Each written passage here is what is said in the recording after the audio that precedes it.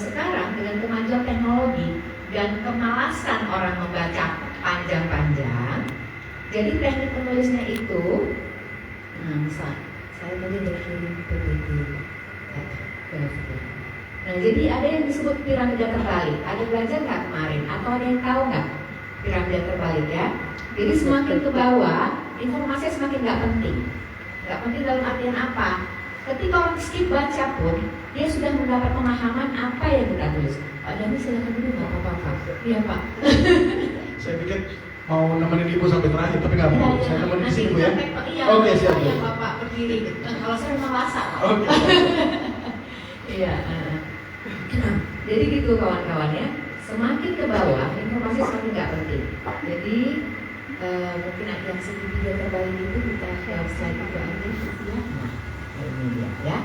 Nah ini jadi untuk penggalian ide. Nah kita nulisnya itu awalnya lead, kemudian ada badinya, ada kita menjelaskan apa, baru penutup dan kesimpulan. Kenapa kita membuat model piramida terbalik tulisan kita dengan model hari ini? Karena orang sangat pragmatis, orang sangat pengen cepat. Bahkan kadang-kadang kita baca berita, baca judulnya aja, benar nggak? Ya, judulnya aja kita baca. Begitulah. Apalagi ini anak-anak Gen Z dan SMA yang sudah terbiasa sekali melihat konten TikTok atau Reels ya di Instagram, video-video itu mempengaruhi respon otak kita. Penelitian terakhir, anak-anak Gen Z atau anak-anak Alpha itu kemampuan fokusnya hanya 6 detik. 6 detik dia skip. Coba perhatiin. Kita juga kadang-kadang lihat video yang gak menarik, 6 detik kita hanya mampu, habis itu kita skip. Nah itulah yang membuat kenapa hari ini kecenderungan penulisannya itu adalah piramida terbalik. Kita kasih informasi penting di atas. Kalau kita udah kunci perhatian dia di lead dan dia merasa menarik, dia baca habis tuh. Tapi kalau enggak, skip, lewat aja, lewat begitu saja. Nah jadi kita nanti nulisnya modelnya dengan piramida terbalik supaya apa? Supaya kita bisa grab perhatian, sekalipun dia tidak sampai habis, dia sudah mendapatkan informasi yang kita baca, gitu ya, yang dia baca gitu ya. Oke, kembali maafin Rufia, kembali kita ke tulisan Bu Karmila. Nah, jadi nanti Bu Karmila di lead-nya bisa kita tuliskan deskriptifkan lepat itu bagaimana. Terus, kalaupun ingin menuliskan tentang cara membuatnya misalnya, jangan semacam tutorial. Campurkan ini dengan ini, jangan kayak gitu. Buatlah seperti kita memasak dengan penuh cinta. Tahu nggak memasak dengan penuh cinta? Ya, kita misalnya, jadi bukan campurkan ini dengan ini, jangan kayak gitu. Kira-kira menurut Ibu kalau Ibu buat lepat gimana? Sambil bercerita. Saya membuat lepat.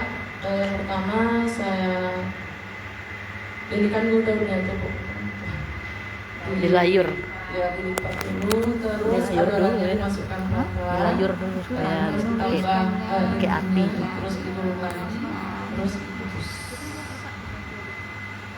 Terima kasih. Saya pernah menulis tentang modal seperti ini.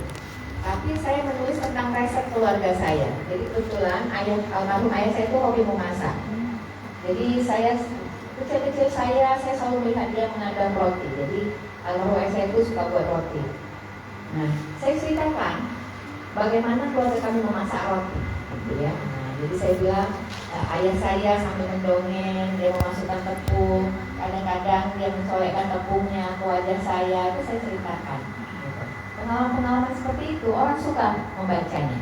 Orang merasa hadir di scene atau di drama atau di situasi yang kita gambarkan, gitu ya. Jadi misalnya kalau ibu punya pengalaman memasak bersama anak, boleh dengan pembukaan seperti itu. Lepat adalah makanan keluarga kami. Saya selalu masaknya dengan anak. Ketika misalnya kami akan mengambil daun pisang yang sama-sama di kebun, misalnya bisa seperti itu. Jadi kisah-kisah yang sifatnya disebut human interest ya, orang kepo tuh. Makanya kenapa banyak berita artis tuh banyak disukai dibaca orang ya. Karena apa? Karena sebagai manusia, makhluk sosial, kita kepo kali mau urusan orang ya. Pengen tahu aja ya kan, intervensi kita.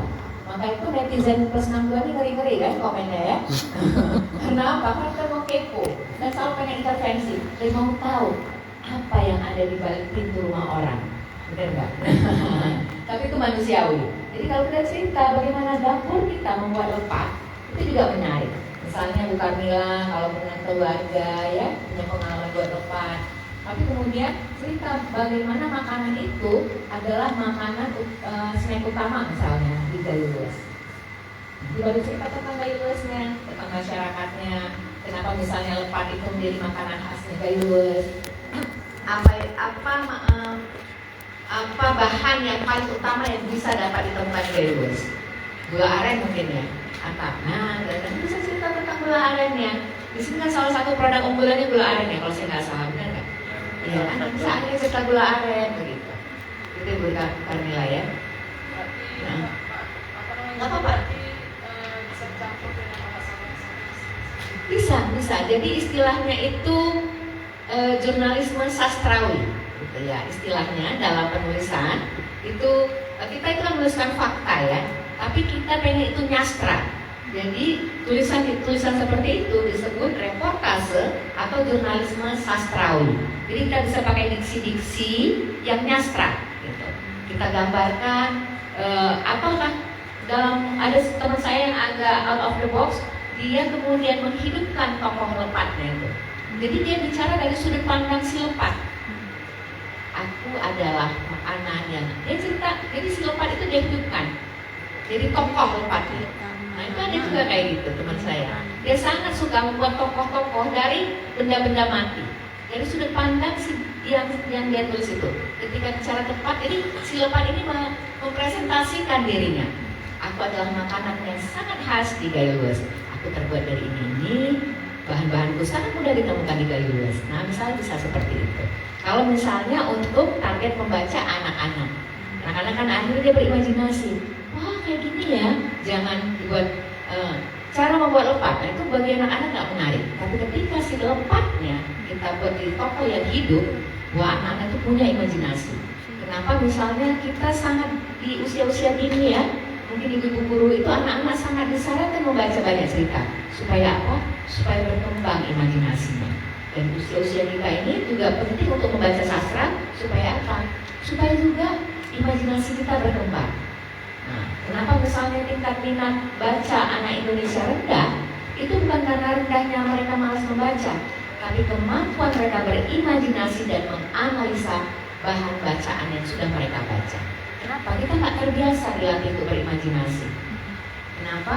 Karena memang budaya literasi kita rendah. Gitu ya, dulu nenek-nenek kita gitu ya, kalau mungkin ibu-ibu kalian ya, itu sama ibunya itu pasti sering ngobrol di dapur kah misalnya, di ruang-ruang keluarga. Hari ini dengan kehadiran gadget ini itu memutus komunikasi di keluarga. Sangat jarang. Coba sekarang lihat. Nanti ibunya di luar gitu ya, maksudnya di rumah, tapi anaknya di kamar. Nanti cuma gedor-gedor aja. Atau kadang-kadang lebih ekstrim cuma WhatsApp aja. Makanan udah siap, terus jawab sama anaknya. Oke, gitu ya kan? Ada yang punya pengalaman gitu? Ada nggak? Ada ya, alhamdulillah. Sebagian besar sekali kayak gitu. Makanannya udah siap bang, iya mang, lewat WhatsApp. Kayak gitu. Jadi memang komunikasi hari ini karena kehadiran gadget ini memutus. Bagian yang dia putus apa? Literasi dalam keluarga. Misalnya, ibu-ibu muda itu kadang-kadang menitipkan anaknya pada ibunya ya, berarti sama neneknya. Nenek-nenek dulu, kalau dia sama cucunya, dia ngobrol tuh. Nenek-nenek sekarang rada mager ya. Nah, dia kasih cucunya apa? Gadget. Sehingga apa? Terputus komunikasi nenek dan cucu. Terputus ngobrol-ngobrolnya. Apalagi coba kita lihat, anak 1 tahun ya, itu udah dikasih gadget. Dulu, orang-orang tua dulu gitu ya, kalau dia nimang-nimang bermain dengan anaknya, dia akan sentuh misalnya dirinya. Ih, bibi kamu lucu, hidung kamu mirip mama ya. Anak sekarang karena dikasih gadget, dia tidak terjadi komunikasi 2 arah. Dia cuma lihat layar, dia tidak disentuh, tidak ada stimulus di sana. Sehingga apa? Sehingga kita bisa lihat hari ini sangat banyak kasus, sangat banyak kejadian anak-anak yang lahir dengan normal kemudian bertumbuh menjadi anak berkebutuhan khusus. Kenapa?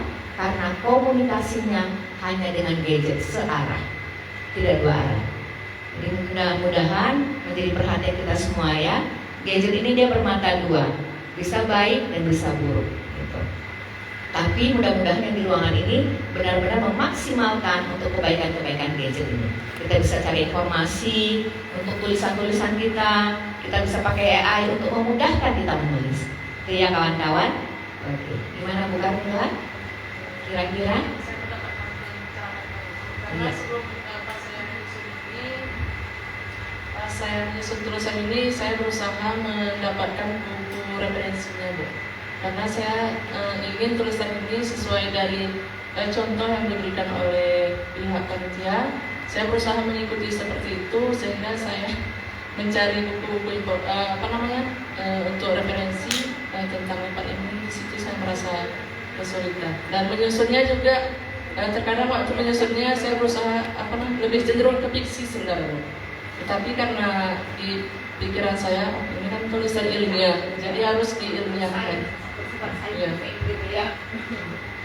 Kemudian ini mungkin satu pertanyaan saya, Bu. Jadi untuk memberikan kan di beberapa tulisan itu saya ambil dari beberapa buku. Itu bagaimana untuk menempatkan kutipannya? Jadi ini karena sebuah semacam tulisan ilmiah populer gitu ya. Jadi kalau pakai catatan kaki itu nanti kesannya kayak tulis jurnal, ya, kayak tulis jurnal, dan kita malas bacanya. Jadi ibu bisa buat aja di tulisannya.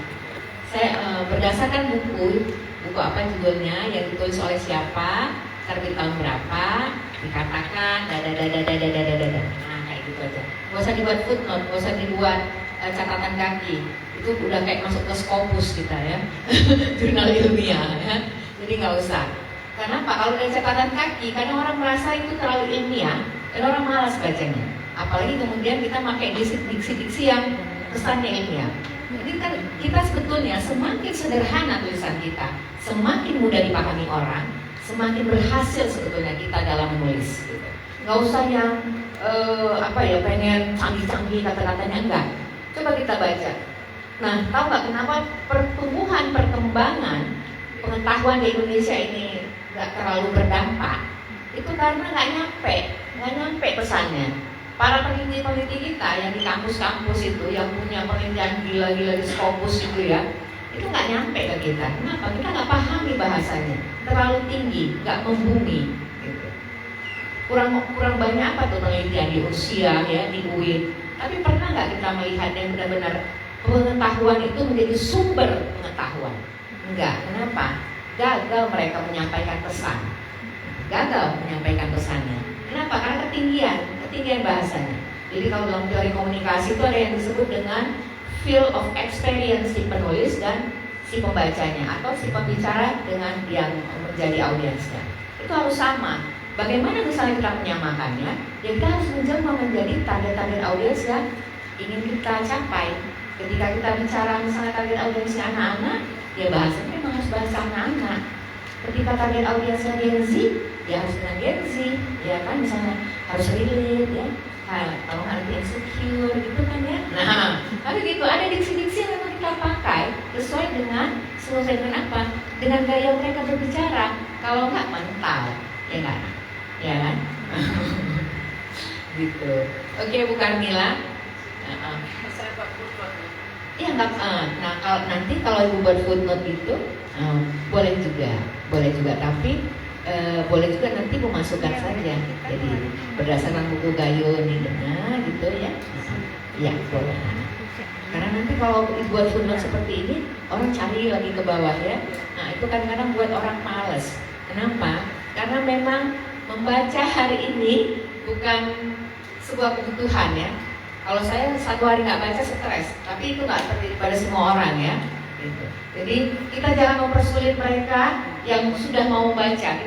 Kita mudahkan saja supaya apa? Supaya makin banyak yang membaca tulisan kita. Gitu Bu Karmila. Oke Bu Karmila, ditunggu revisinya yang mudah-mudahan bisa tambah baik lagi. Oke, ada yang lain? Ya Ibu silakan.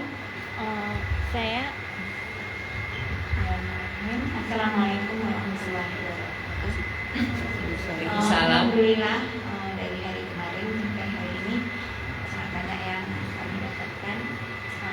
Pertama hari ini, jadi ada yang akan kemarin, tapi nggak ada kesempatan ya, saking banyaknya Penanya ya. pertanyaan. Betul. Jadi ini kepada ibu saya tanyakan karena dari materi kemarin itu ada masing-masing narasumber itu punya penekanan di sisi yang mereka bawa. Jadi yang ingin saya tanya, ini kan kemarin kita mengirim tulisan nih ke Badan Arsip dan Perpustakaan. Jadi kami itu masih galau gitu, tulisan ini apakah opini, apakah artikel, apakah esai, apakah ini karya ilmiah gitu kan. Jadi itulah mungkin perlu saya minta keterangan dari Ibu itu untuk membedakan beberapa jenis itu, esai, opini, esai, artikel, kemudian sebuah karya ilmiah. Itu kami butuh penjelasan dari Ibu sekarang ini untuk membenahi tulisan yang sudah kita buat. Terima kasih Bu. Assalamualaikum warahmatullahi wabarakatuh. Dengan Ibu siapa tadi, maaf? Ibu Rahmina. Ibu Rahmina, iya. Jadi makasih pertanyaan Bu Rahmina. Jadi memang ada bermacam-macam tulisan ya kawan-kawan. Dan kawan-kawan pasti sudah tahu ada esai, kemudian ada opini, ada artikel ilmiah gitu. Apa sih bedanya? Nah, kalau esai itu dia memang opini, tapi dia lebih nyastra gitu ya. Lebih banyak menggunakan kata-kata yang enggak ilmiah, sederhana, tapi sampai pada pesan kita. Kita bisa cerita hal-hal yang kecil. Misalnya apa? Misalnya yang di Gayo Luas yang lagi happening apa? Apanya?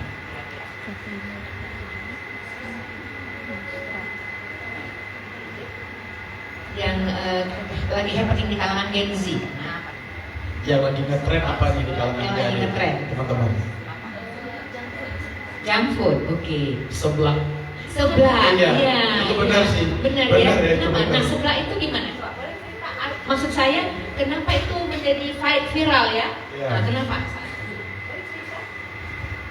Assalamualaikum warahmatullahi wabarakatuh. Izin Bu menjelaskan tentang sebelah. Kalau menurut saya yang tertariknya dalam sebelah itu sensasi pedasnya. Iya. Terus campuran toppingnya kayak kerupuk sama sayur-sayurannya. Ada yang tahu sebelah berasal dari makanan dari mana? Dari Jawa mana? Ya, Jawa Barat ya. Nah, mulai viralnya sebelah itu kapan? Dia Gayo Luas. Kalau berapa tahun belakangan? 2 tahun belakangan. Banyak kan penjualnya? Oke. Kenapa umumnya kalian suka sebelah? Karena pedas. Memangnya makanan Gayo Luas nggak ada yang pedas? Ada. Apa yang pedas makanan Gayo Luas? Oke, tapi itu makanan utama ya, maksudnya bukan snack ya. Sebelah ini kan kita masukin ke snack ya. Nah, kalau snack Gayo Luas yang pedas ada nggak? Cicah Gayo. Cicah Gayo. Wah, itu sambal ya, sambalnya sambal. Tapi yang kalau kayak makanan snack-snack itu ada nggak yang pedas? Kayaknya banyak manis Ada? ya. Itu Ada, banyak banyak manis. Nah, itu yang berarti membuat itu, jadi kita bisa cerita. Kita bisa cerita esai ya. Apalagi ini dengan bahasa-bahasa Gen Z. Kita bisa. Kenapa sebelah bisa viral di Gayo Luas, di Gang Kejeran gitu ya? Karena ternyata agak jarang menemukan makanan yang berupa snack seperti itu yang rasanya pedas. Dan ternyata orang Gayo itu suka pedas, Gayo Luas ini suka pedas gitu. Nah, itu kalau kita ceritakan dengan bahasa yang sederhana ya, itu bisa masuk esai. Gitu. Itu bisa masuk esai. Siapa di sini yang masih suka atau sering masih sering melakukan mencatat harian, buat buku catatan harian ada? Buat jurnal? Sering? Catatan harian, Bu. Catatan harian itu bisa masuk esai. Pengalaman harian. Iya, pengalaman harian itu bisa masuk esai. Bisa masuk esai. Kita cerita tentang hal-hal yang di dekat kita ya, sekitar kita, tetangga kita yang rese misalnya ya. Kenapa kita terlalu susah mencintai seorang tetangga? Itu bisa dibuat esai loh. Ya, serius ya. Kenapa teman kita selalu kepo dengan kehidupan kita? Apa yang salah? Atau misalnya nih cewek-cewek yang sekarang yang kalau saya lihat ya kecenderungan anak-anak Gen Z ini tuh gila-gila skincare-nya. Benar nggak sih? Itu kalau saya di Banda Aceh itu ada salah satu toko skincare Itu kalau saya ke situ, pengunjungnya bisa 90% tuh anak Gen Z kalau saya lihat. Dan gila gitu ya, belanja, shopping, skincare-nya itu gila. Kalian bisa membuat esai dari sudut pandang Gen Z misalnya. Jadi itu bisa jadi bentuk esai, cerita pengalaman. Kenapa misalnya kalian merasa kalian butuh skincare, ternyata kalian insecure ya dengan kulit yang memang tidak putih. Kalau orang Indonesia ya, nah, kulit kita memang coklat ya, kuning langsat jatuh-jatuhnya, nggak ada yang putih ya kan. Tapi insecure. Kenapa insecure? Karena ternyata iklan kulit putih itu luar biasa. Ya kan, semua skincare kita whitening, brightening, glowing gitu kan. Sehingga apa? Kita insecure. Padahal kulit kita memang coklat, sawo matang, ya kan? Jadi jangan pernah insecure. Nah, mulai itu ya, saya tinggalnya di pantai. Ya musim timur mereka itu berjemur, tanning ya. Supaya apa? Supaya kulitnya coklat. Lah kita whitening, ya kan dikasih sama Allah nih ya, gitu kan? Tapi memang gitulah kami bapak-bapak ya, perempuan ini. Udah bagus-bagus dikasih alis, nanti dibuat lagi alisnya kan. Tapi nggak apa-apa ya. Mempercantik diri itu sebagian daripada ibadah, nggak apa-apa. Tapi jangan berlebihan. Nah itu hal-hal seperti itu, nah itu bisa dibuat di tulisan sederhana. Nah itu kita sebut esai. Ya. Jadi kalau yang hari-hari menulis pengalamannya di catatan harian itu bisa kita sebut esai. Nah opini dia lebih serius lagi. Biasanya itu kita kirim misalnya ke media. Nah, media itu menyebut itu opini. Padahal sebetulnya memang esai, tapi karena dia coverage-nya lebih besar, kemudian diterbitkan oleh media-media mainstream, mereka menyebutnya itu sebagai opini. Gitu. Padahal sama saja sebetulnya. Esai dan opini itu beda tipis saja. Jadi ibarat seblak dengan apa? Kenapa ya? Makanan. Somai nasi goreng. Somai. Oh, somai ya. Jadi beda-beda tipis aja dia. Gitu. Kalau beda soal perspektif penyebutan saja, tapi sebetulnya sama intinya. Opini dan esai itu sama. Kenapa? Karena di esai itu juga ada opini kita, ada pendapat kita, ya. Kita mengkritisi sesuatu misalnya, tapi kemudian kita berikan jawabannya juga. Ada solusi. Nah, begitu itu namanya opini. Tapi biasanya kalau esai itu dia jauh lebih ringan gitu bahasa-bahasanya ya, lebih ringan dan utamanya memang hal-hal di sekitar kita. Jadi utamanya banyak ditulis untuk mengkritik-kritik isu-isu sosial gitu ya, apa yang terjadi. Nah kalau artikel ilmiah dia memang cenderung merupakan sebuah hasil penelitian. Jadi ada metodologinya. Jadi biasanya itu rangkaiannya ada latar belakang, tujuannya mau apa sih ini, metodologi yang mereka pakai apa, sehingga nanti dari metodologi itu bisa kemudian menyimpulkan sebuah hasil berdasarkan subjek yang mereka teliti. Nah itu dia agak cenderung memang sangat ilmiah karena di sana ada harus referensi-referensi gitu ya, yang referensi yang mendukung penelitian itu. Jadi ada teori-teori yang dibahas gitu. Tuh, dan itu pasti akan nanti diikuti dengan berbagai referensi, catatan kaki gitu tuh. Begitu kira-kira. Itu yang ilmiah. Jadi kita paling tidak biasanya harus menyebutkan referensi apa yang kita kutip. Nah kalau kayak di esai, di opini, kita juga boleh mengutip, tapi kecenderungannya tidak pakai footnote, ya. Nah, dia masukkan saja di bagian tulisannya. Itu kecenderungannya.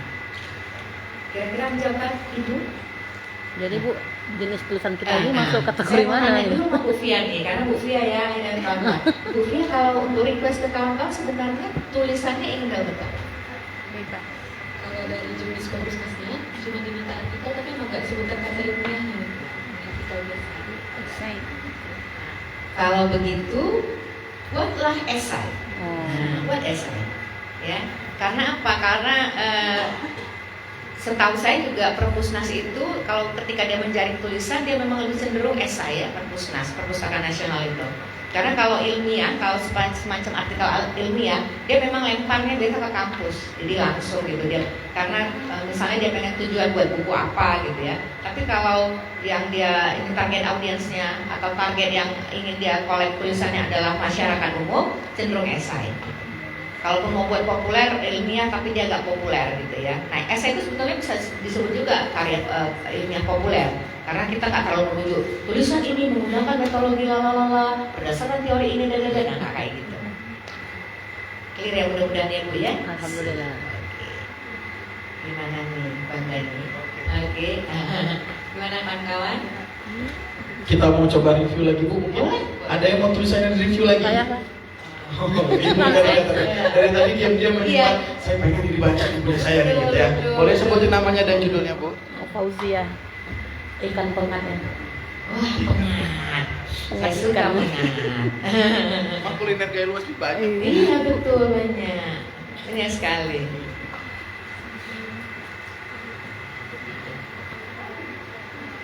Oke.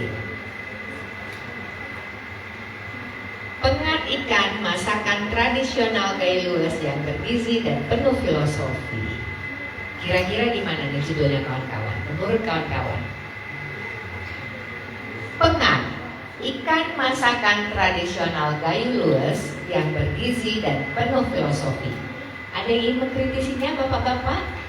Oke, silakan. Ini menanggapi sedikit tentang judul yang ada. Mungkin menurut saya ini terlalu luas Bu ya. Tidak terlalu spesifik tentang apa yang mau kita bahas Bu. Mungkin itu aja Bu. Ya, betul. Ya, jadi terima kasih. Siapa Bapak, maaf. Bapak Sultan. Terima kasih Pak Sultan. Ya, jadi menurut Pak Sultan judul ini terlalu luas. Ada yang ingin komentar lagi? Ada? Ini kita kritiknya membangun ya Bu ya. Kita mencari insight, bukan ingin membantai tulisan ini ya. Bukan sidang skripsi Bu ya. Iya, ini bukan sidang skripsi.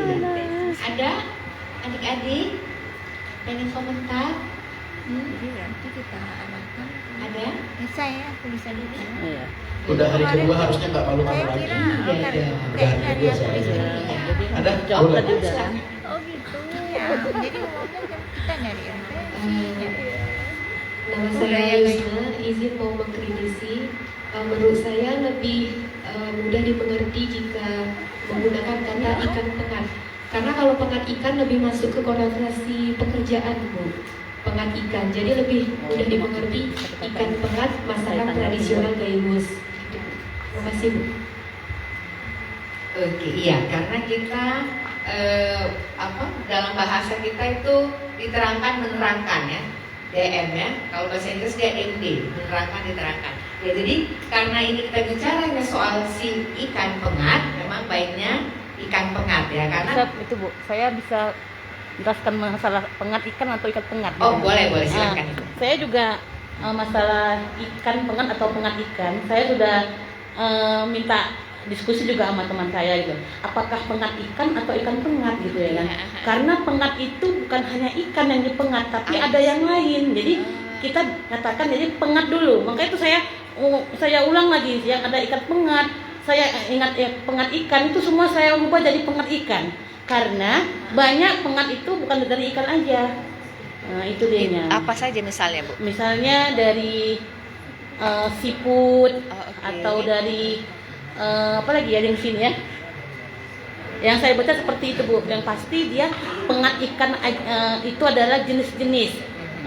Pengat itu ada beberapa jenis yang bisa dipengat gitu ya. intinya. Baik. Jadi saya mengambilnya ikan karena di Gaylues itu kan yang sering dipengat itu adalah ikan. Seperti ikan mujahir, ikan emas gitu. Itu dia Bu. Terima kasih. Sama-sama. Nah, kalau ternyata banyak jenis-jenis pengat, ibu baiknya gak usah buat ikan. Menurut saya. Kenapa? Saya memposisikan bahwa saya bukan orang Gaylues. Saya bahkan bukan orang Aceh yang terbiasa mendengar kata pengat. Kenapa Bu? Menariknya lagi, karena pengat ini di Sumatera Barat ada makanan yang sama juga. Iya. Judulnya atau ada yang tahu? Pange. Nah, jadi kalau saya ngobrol sama teman saya yang orang Padang tuh dia bilang, wah enggak Rehan, pange itu duluan yang ditemukan. Orang pange itu pergi ke mengaji, dia bilang kan sampai ke Gayo. Akhirnya diadopsi tuh sama orang Gayo, orang ulama-ulama yang masak pange itu menjadi panget, menjadi pengat dia bilang kan. Itu kan cocokologi. Tapi memang kemudian saya cari sejarahnya. Karena ternyata seluruh bumbu-bumbunya itu sama. Pengat dan pange itu hampir sama. Dan ketika dia bilang kemungkinan besar ulama-ulama dari Sumatera Barat ke Gayo mengajarkan agama, dan kemudian membawa resep-resep ini kemudian diadopsi, agak make sense juga saya pikir ya. Dan jadi jadi kita bisa, karena bukan hanya kuliner di Gayo Luwes, dan misalnya kita pengen menggrab perhatian orang juga yang di luar Gayo Luwes, kita bisa ngomong pengat aja. Nanti kita bisa masukkan story cerita tentang Pange tadi. Ternyata ada kesamaan, dan itu kesamaan persoalan lidah ya, lidah. Jadi misalnya saya sekarang ini sedang menulis tentang menasah perempuan yang ada di Gayo di Aceh Tengah. Itu namanya Joyah, berasal dari kata zawiyah. Nah ternyata ketika saya melakukan penelitian juga di Belang Pidi tentang menasah perempuan, namanya do'yah. Asal katanya juga zawiyah. Artinya apa? Artinya persoalan lidah kita aja ngomongin. Satu joyah, satu do'yah. Ini seperti itu juga. Satu pengat, di Sumatera Barat Pange. Nah gitu ya. Misalnya kalau kalian pernah dengar Siti Kewe, ya, kopi, tanaman kopi yang orang-orang Gayo itu menyebutnya sebagai besar Siti Kewe. Nah di Sumatera Barat itu dibilangnya kawa. Di Turki, di Timur Tengah bilangnya kahve. Nah itu jadi persoalan lidah ya, soal lidah gitu. Itu jadi mungkin saran saya, tapi boleh diterima boleh enggak Bu ya, kita feel free. Boleh pengat saja, nanti Bu boleh cerita ternyata pengat ini ada macam-macam, tapi di Gayo Luwes kami pengat yang sering di masalah pengat ikan, karena mungkin ya di sini banyak ikan gitu, Ibu bisa cerita potensi gitu.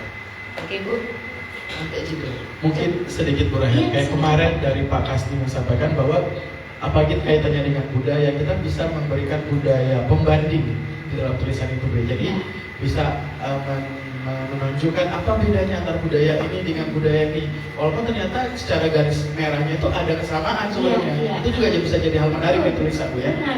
Ya, apalagi misalnya kita kan Sumatera ya, satu bentangan nih, gitu. Pasti kita saling mempengaruhi. Tidak ada misalnya yang saling mendominasi ya. Ya kita berakulturasi budayanya, apalagi kita bisa lewat darat ya. Sumatera Barat masuk ke Sumatera, misalnya kayak Gayo Luwes ke Sumatera Utara nanti turun sampai ke Sumatera Barat. Bukan tidak dimungkinkan peristiwa dari masa lalu itu terjadi yang mempengaruhi budaya-budaya kita sekarang ini. Kayak gitu. Makasih Pak Dani. Ya. Coba kita lihat linknya. Di kota dingin, di dataran tinggi Aceh, tersembunyi sebuah permata yang jarang tersentuh, yaitu Gayo Luwes.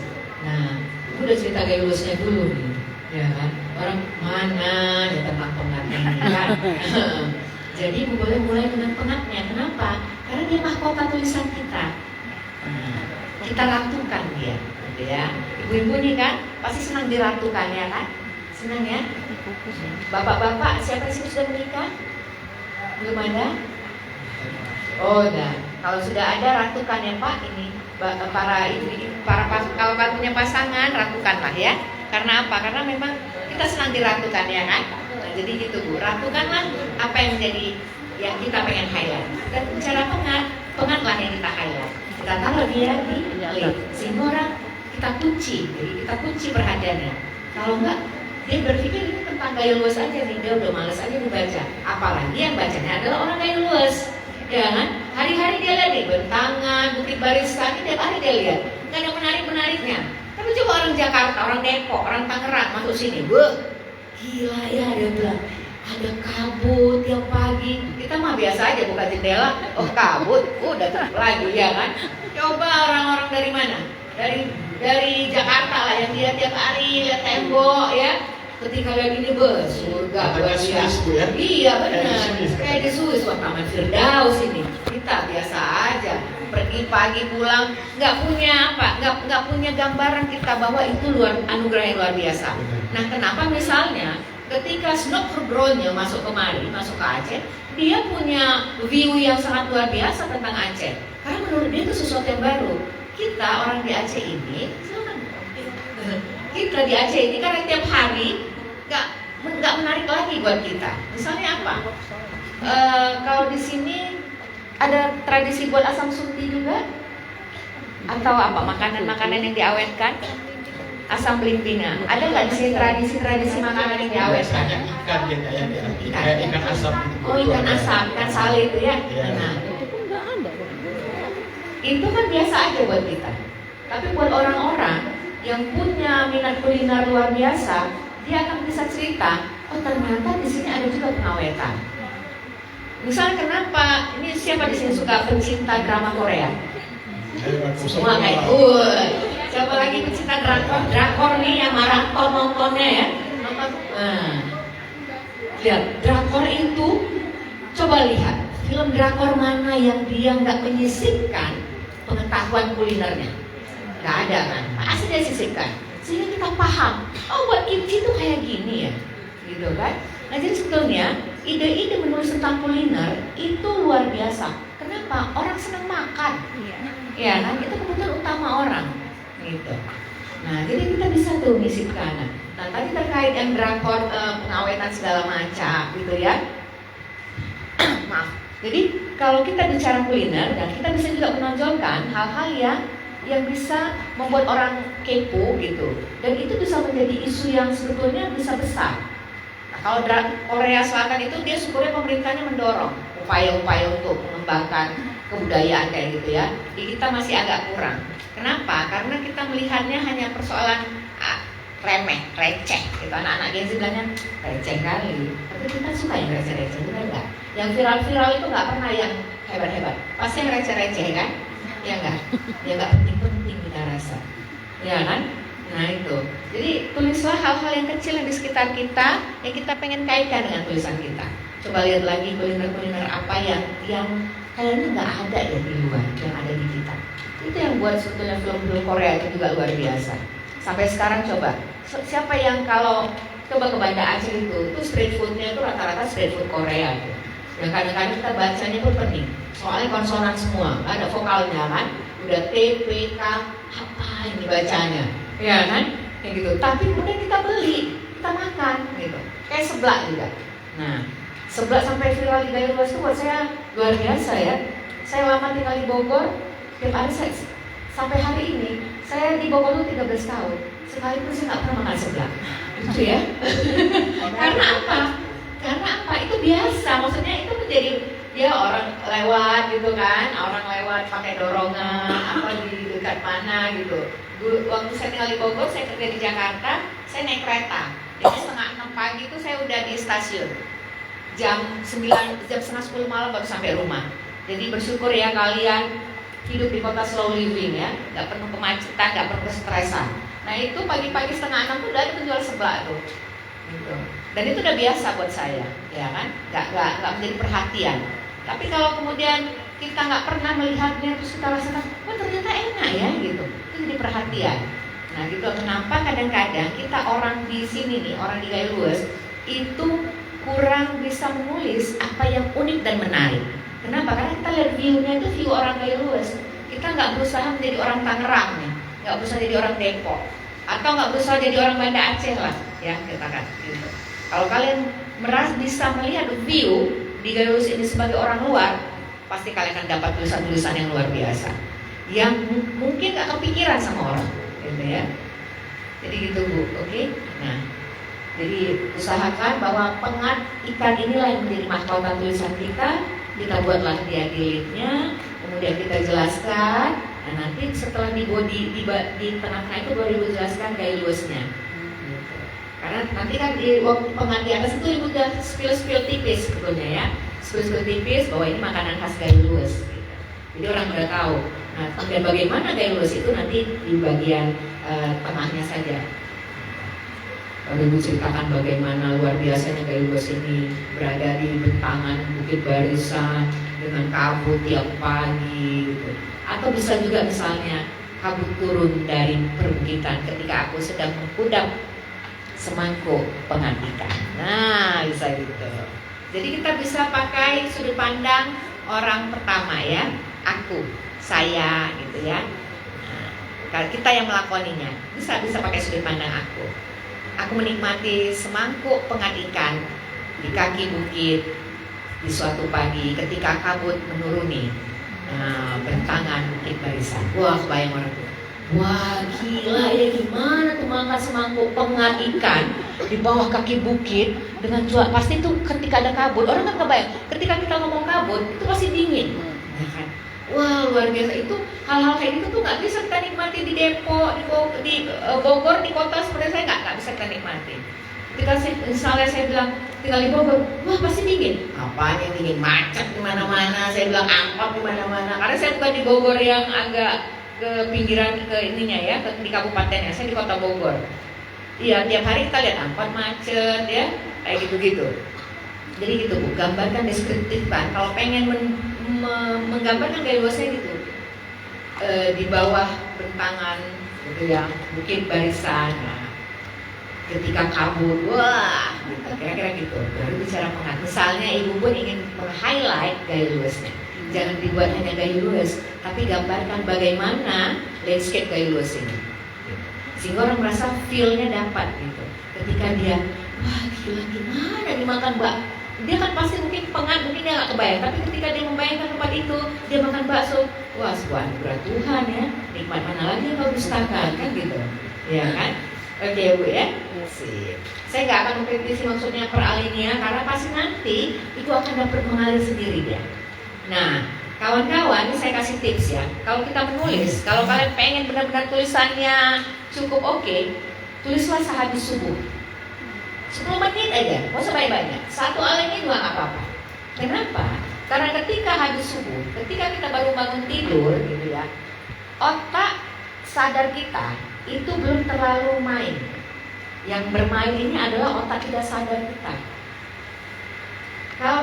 Kalau otak tidak sadar kita yang lebih mendominasi, itu tulisan kita bagus. Percayalah. Kenapa? Nggak sibuk pikiran sadar kita yang mengkritisi. Misalnya kita buat bentangan kabut turun pagi itu. Terus kita lihat, nggak bagus nih. Hapus lagi. Ketika kita menghapus, mengedit ulang, nggak siap-siap 1 paragraf kan? Nah itulah pikiran sadar kita. Terlalu sibuk dia mengkritisi. Hidup dia pikiran sadarnya.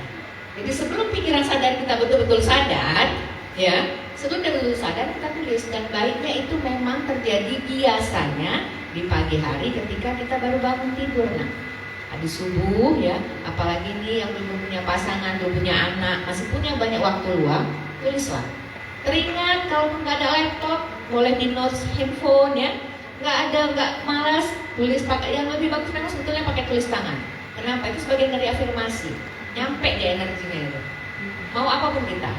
Mudah-mudahan tahun depan aku bisa punya sepeda motor. Nah, itu kamu afirmasi tuh.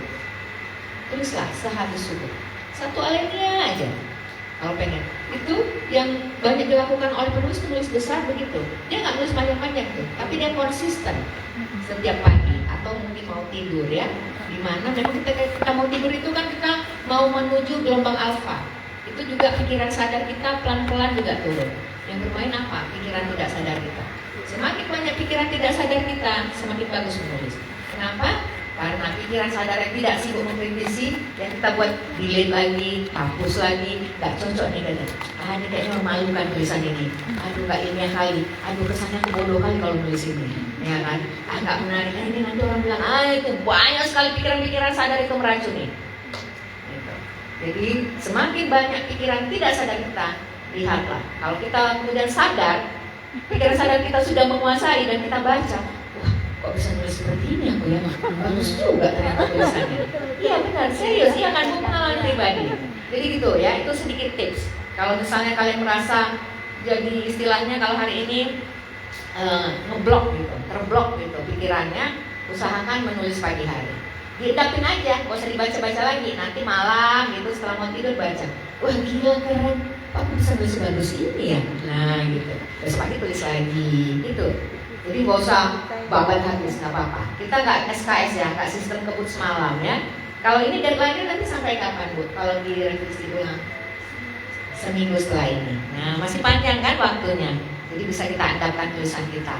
Endapkan sehari, baca lagi. Jangan baru tulis 1 paragraf diedit, 1 paragraf diedit, nggak kelar-kelar Bu. Sampai tahun depan nggak kelar-kelar. Tahun depannya lagi udah beresolusi. Pokoknya tahun ini aku harus menulis. Nggak juga, ya kan? Resolusi tahun depan kayak gitu juga, nggak kelar-kelar. Kenapa? Karena nggak konsisten dan nggak komitmen.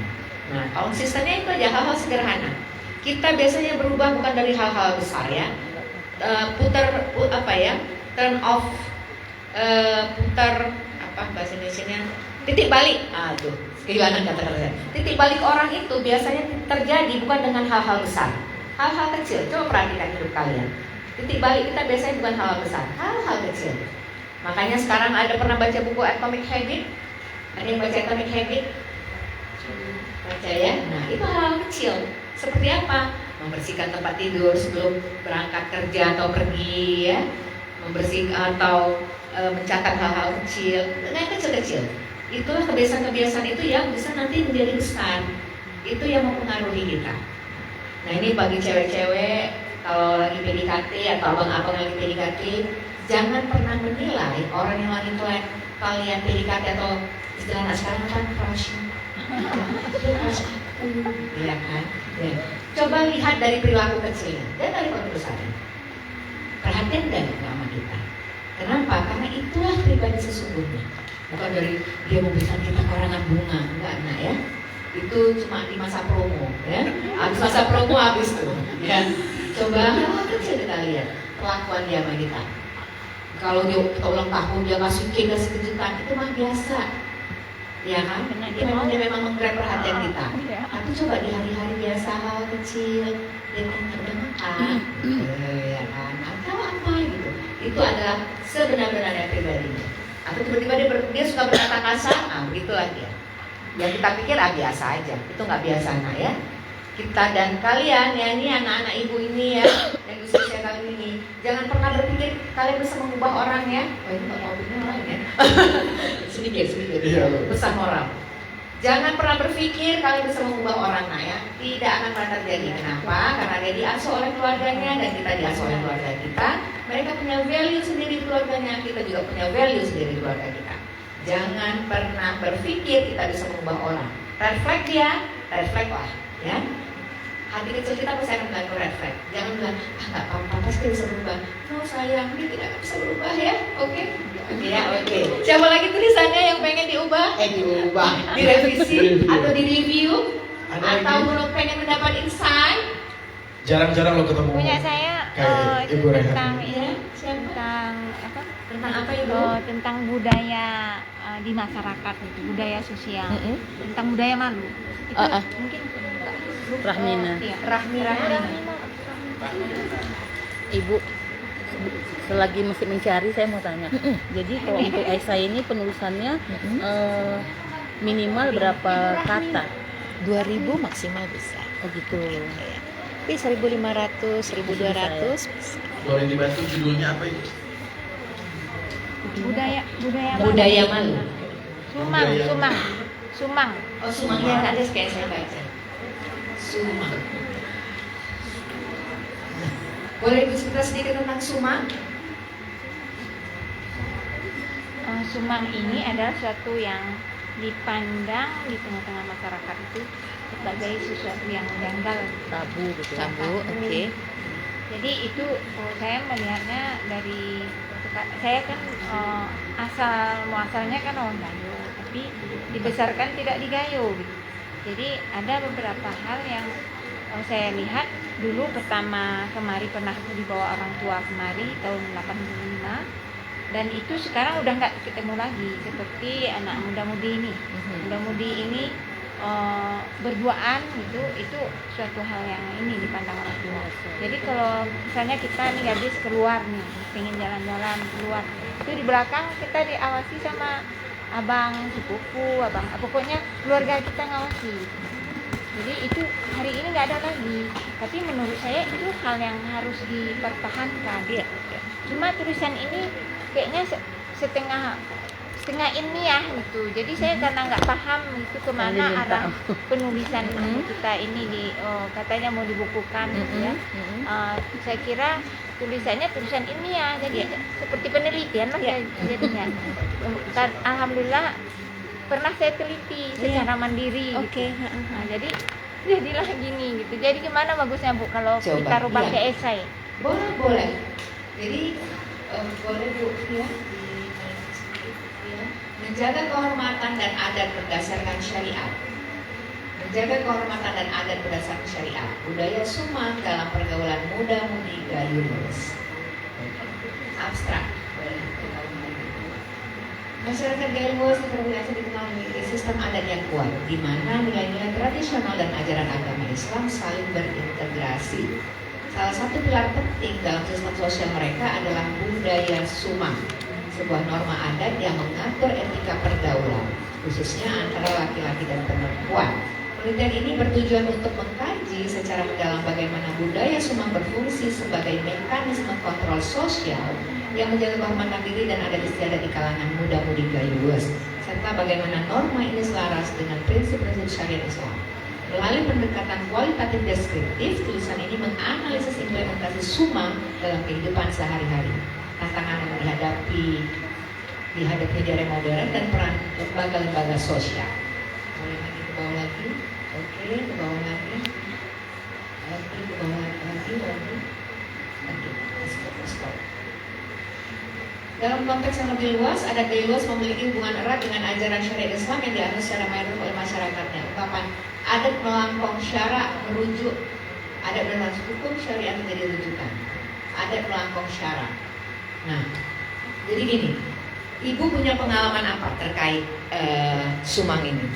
Ketidaknyamanan misalnya melihat perilaku gitu ya, ya kan? Nah, kalau ini ingin ibu buat esai, ibu bisa menulisnya berdasarkan pengalaman awal ibu, misalnya setiap hari saat ini di kota Blangkejeren gitu ya, atau ibu bisa gini, di suatu sore di Blangkejeren pemandangan muda-mudi berduaan di jalan-jalan menjadi hal yang lumrah.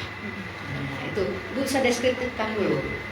Yang itu sebenarnya latar belakangnya, tapi latar belakangnya itu kita buat menjadi bercerita. Nah, karena apa? Banyak tulisan itu berasal dari keresahan kita ya kan? Resah kita, kegelisahan, keresahan. Kok bisa ya ini terjadi? Nah, itu yang biasanya membuat kita ingin menuliskannya. Jadi alhamdulillah, apalagi ini kan memang kemudian ibu teliti secara serius, gitu. Artinya ada teori-teorinya. Nah, tapi bagaimana kemudian tulisan ini bisa menjadi esai? Pertama, deskriptifkanlah latar belakang tadi. Dengan apa? Misalnya suasana kota Blangkejeren atau suasana di satu spot yang memang membuat mata kita ini nggak nyaman, gitu ya. Kok bisa ya anak muda gitu, mereka nggak risih, kita yang malu gitu misalnya. Nah, ibu bisa tulis itu. Nanti ibu nggak usah bilang pakai metodologi yang deskriptif kualitatif tadi. Tapi kan itu kekuatan deskriptif ya. Ibu boleh ceritakan. Dan bagaimana misalnya ibu mengkolek data, mencari datanya itu tetap ibu bisa bilang.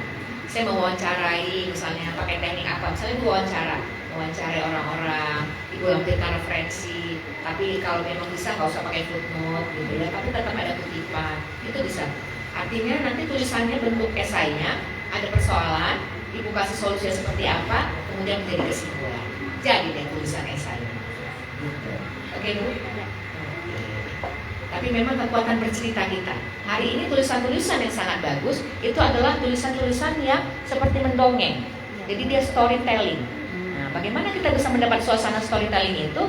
Ya dengan deskriptif tadi Bu, menggambarkan kota, menggambarkan tingkah laku muda-mudi sekarang, apa yang terjadi, kenapa ini bisa terjadi. Oh, ternyata karena pengaruh ini. Oh, berdasarkan penelitian saya kemudian begini. Nah, itu bisa dibuat. Jadi, nah kenapa banyak sekali misalnya skripsi, tesis, disertasi yang cuma jadi rak-rak penelitian di ruang-ruang penelitian ya, atau di kampus-kampus. Kenapa? Karena kemudian karya-karya ilmiah itu tidak direproduksi ulang menjadi tulisan-tulisan ilmiah populer ataupun yang tidak dalam bentuk esai, sehingga orang nggak bisa memahami. Apalagi misalnya udah pakai rumus-rumus tuh pencarian datanya ya, kemudian menghasilkan hasil-hasil riset itu pakai rumus tuh udah pening aja orang. Nah, ini adalah kesempatan ibu nih untuk lebih apa? Meluaskan jangkauan orang pembacanya. Semakin sederhana kata-kata kita, insya Allah semakin banyak yang membaca, semakin banyak kita syiar, semakin banyak juga orang mendapat manfaatnya Bu. Oke Bu, terima kasih. Karena memang budaya-budaya seperti ini tuh sudah semakin tergerus ya oleh zaman. Kenapa? Karena memang sudah tidak ada batas-batas lagi. Akibat apa ya? Kemajuan teknologi dan juga macam-macam ya. Ada pergeseran budaya, ada masuknya budaya-budaya luar ke kita, gitu. Atau banyak sekali orang-orang luar yang datang membawa nilai-nilai baru. Gitu. Oke Ibu. Iya sama-sama Ibu. Ada lagi kawan-kawan yang masih resah, gelisah, galau? Yang itu Ibu. Oh iya, silakan. Boleh disebutin judulnya? Judul materi saya tentang pemogotan tradisi Gayuwes. Kepengotan.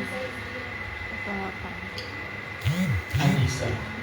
Sedikit pemotongan itu apa nih? Izin Bu, menceritakan tentang sedikit budaya tradisi pepomotan di Gaya Luas. Setahu saya, tradisi pepomotan di Gaya Luas merujuk pada tangisan atau ratapan seorang ibu ataupun buah hatinya kepada ibunya, yang sering dipakai di saat pernikahan ataupun ada tradisi Gaya Luas yaitu mahberu atau pengantin yang akan diantar ke rumah pengantin prianya. Disitulah pepomotan dilakukan. Ada juga beberapa jenis pepomotan seperti pepomotan entong rali, pepomotan mahberu, pepomotan beguru, dan ada juga yang lain-lainnya. Terima kasih. Terima kasih. Dan siapa tadi namanya? Anissa. Nah, itu tahu nggak pepomotan itu? Karena saya orang literasi, itu bagian dari literasi keluarga yang sangat penting. Kenapa? Ya, itu kan ibu ya, ibu berbagi pesan, ngobrol gitu dengan anaknya ya kan. Dan sebetulnya kekuatan literasi itu ya begitu. Itu lisan ya, lisan. Jadi dari kecil sebetulnya orang-orang di Aceh ini punya tradisi lisan seperti pepomotan itu. Tapi macam-macam bentuknya ya, macam-macam. Misalnya kalau kayak di pesisir itu ada doda ini misalnya, anak-anak